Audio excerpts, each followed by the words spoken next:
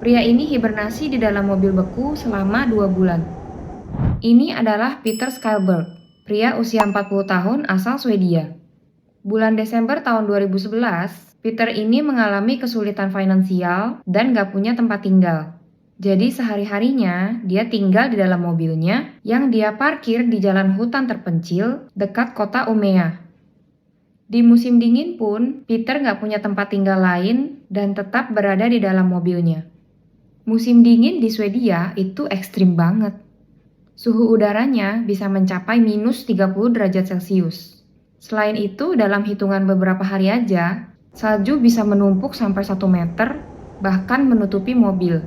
Nah, Peter yang sehari-harinya tinggal di dalam mobil, akhirnya kena masalah yang sama. Mobil tempat dia tinggal terkubur oleh salju, dan gak ada seorang pun yang sadar sama keberadaan dia di dalam mobil.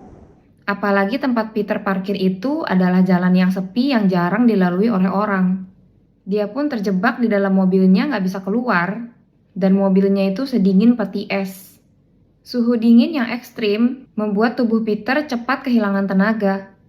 Peter yang semakin lama semakin lemah, udah gak punya cukup makanan lagi di dalam mobil.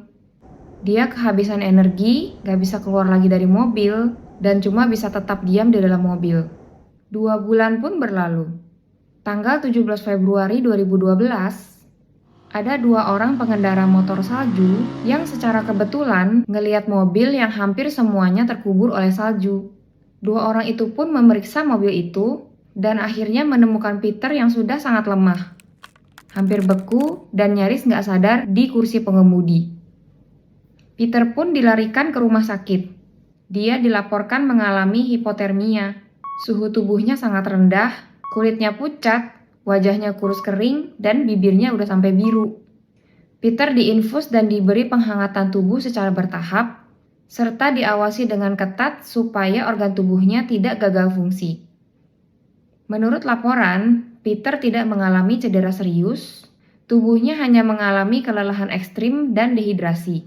Karena selama terkurung, dia cuma bertahan dengan minum air salju.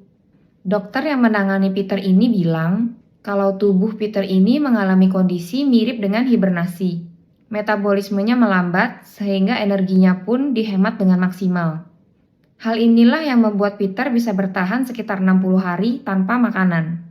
Kisah Peter ini pun disebut sebagai keajaiban bertahan hidup paling luar biasa di abad modern.